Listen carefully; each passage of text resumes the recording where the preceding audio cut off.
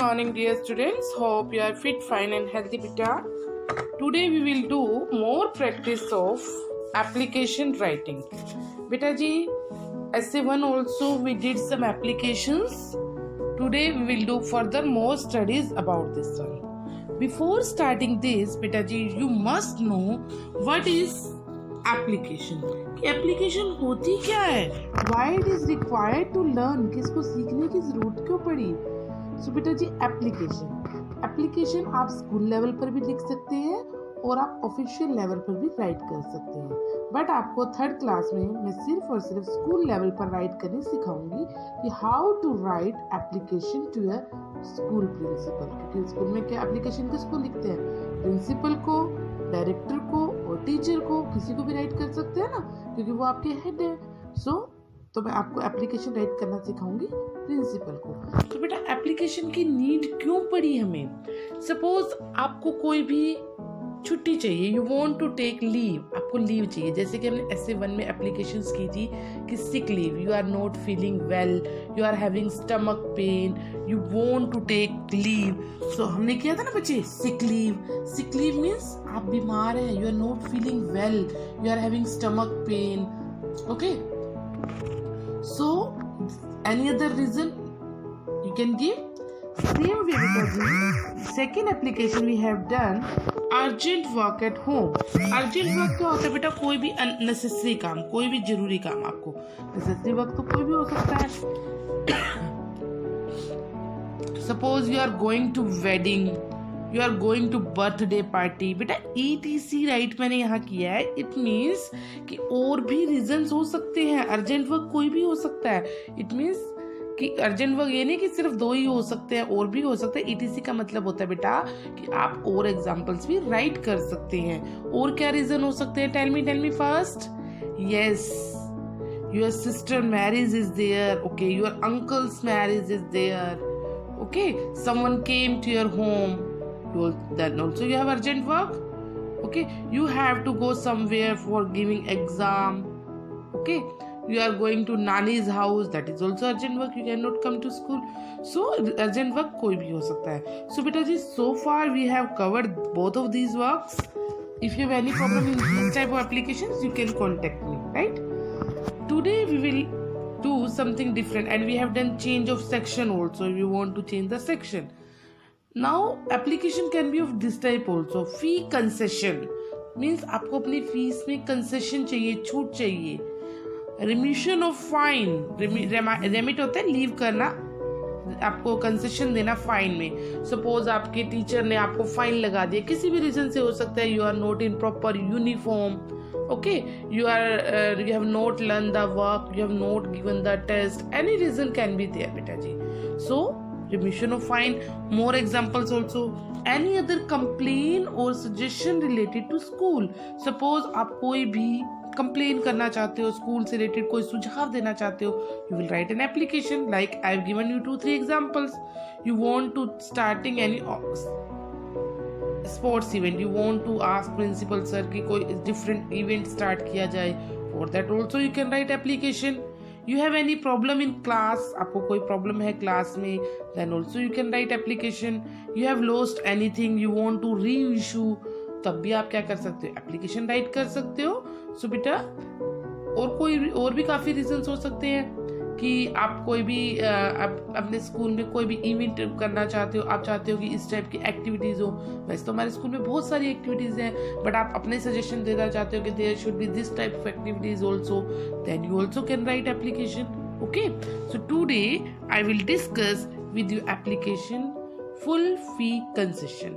बेटा जी, ये आपको मैंने फुल एप्लीकेशन राइट करके दिखाई है. इसके बाद जो नेक्स्ट एप्लीकेशन मैं दूंगी, you have to write yourself. Okay, same way बच्चे, first of all you will write date and HW, then you will write the heading. Heading is what, write an application to a school principal for full fee concession, कि आप अपनी full फी में छूट चाहते हो. तो बेटा क्या करोगे आप, सबसे पहले डेट राइट करोगे, देन HW, देन एप्लीकेशन का हेडिंग. एज यू नो, हमने पहले भी डिस्कस किया है कि there is a format for writing letter. तो before after writing heading, you will leave one line blank. आप यहाँ पर 1 लाइन क्या करोगे, ब्लैंक लीव करोगे. Then you will write the T capital, principal P capital, then school name MD MMS, then school is situated where, Bagla Hisar. After that also beta ji you will leave 1 line and then you will write the date. Today is 28, so I have written today's date. Suppose you are writing the same application on 10 Jan, so you will write that date of that day.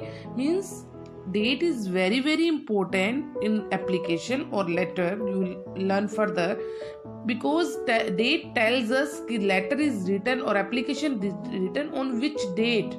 Okay, so how to write date? First you will write the name of month, then date, then comma, then year name.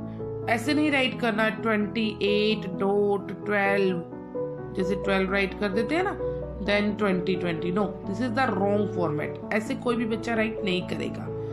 Okay, and there are 1 mark specially for date. Okay, then you will write the subject.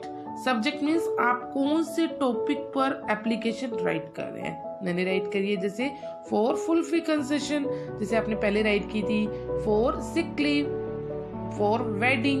तो आप जिस purpose के लिए application right कर रहे हैं you will write the heading. Subject की need क्यों होती है बेटा? अगर आप सब्जेक्ट राइट कर देते हैं तो जो अथॉरिटी है, प्रिंसिपल है, जो भी लेटर को एप्लीकेशन को रीड कर रहा है, दे कैन इजीली अंडरस्टैंड कि एप्लीकेशन किस कंसर्न में है. इज इट यूजफुल और not, it will be decided then. Okay, so it is very very important बेटा जी. सो 2 मार्क्स आपके इस फॉर्मेट के होते हैं बच्चे, हेडिंग के. 1 मार्क डेट का एंड 1 मार्क पूरी हेडिंग का. डेट एंड सब्जेक्ट का 1 मार्क होता है बेटा एंड 1 मार्क होता है द प्रिंसिपल MDMS बगला. सो 1 मार्क आपका ये हो गया, 1 मार्क आपका ये हो गया. Then what will you write? You will write sir. Then what will write? Sir, right. Then you will tell about this is called body of the letter. And body of the letter में first of all what will you tell? You are the student of which class? I am a student of class 3rd, A, B, C, whatever. Then you will tell आपका जैसे main topic क्या है, आपको फी आपकी माफ करवानी है. तो उसके लिए आप क्या बताओगे कि आपके पापा क्या काम करते हैं? My father is a peon, my father is a clerk, कुछ भी हो सकता है. His pay is very small. अब आप फी क्यों नहीं पे कर सकते, आपको वो रीजन बताना होगा ना.